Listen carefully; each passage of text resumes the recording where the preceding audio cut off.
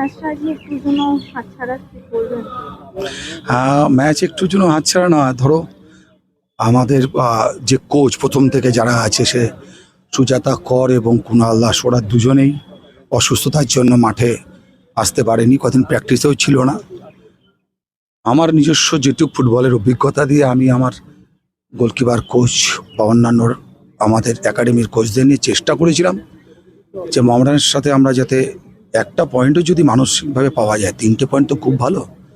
So একটা point না পাওয়ার জন্য খারাপ লাগছে যে এটা তীরে এসে তরি ডোবার মতন, মানে একদম খেলার খুব যখন শেষ হওয়ার কিছুক্ষণ আগে গোলটা খেয়েছি। তবে হ্যাঁ, এটা বলবো যে অনেক প্রতিকূলতার মধ্যেও খেলোয়াড়রা যথেষ্ট লড়াই করেছে, যথেষ্ট পরিশ্রম করেছে।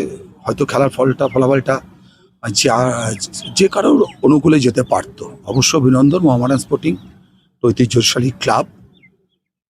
আর বলতে গেলে যে একটা অঘটন ঘটলো, আমাদের সোহেল আলী সোহাব যে গোলটা করেছে, তো এই বছর খুব প্রতিশ্রুতিমান ফুটবলার, কলকাতা লিগের, ওকে আমরা চাঁদনি স্পোর্টিং থেকে নিয়ে এসেছিলাম এবছর খেলতে।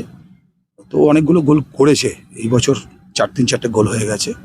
ওর একটা আঘাত হয়েছে, সেটা কতটা গুরুতর বলতে পারবো না, তবে ও সাময়িকভাবে যেটা হয়েছে, ও অনেক কিছু ভুলে যাচ্ছে। আমি ডাক্তারদের সাথে কথা বললাম, আশা করি ও সুস্থ হয়ে যাবে। আর মোহামেডান স্পোর্টিং ক্লাবের জন্য অবশ্যই অনেক শুভেচ্ছা, ওরা ভালো খেলেছে। কার সাথে লেগেছে ওই অ্যাক্সিডেন্টটা, কার সাথে হলো মোহামেডানের? ওদের মিডফিল্ডারের সাথে, নামটা আমি ঠিক বলতে পারবো না, মিডফিল্ডারের সাথে সংঘর্ষ হয়েছে।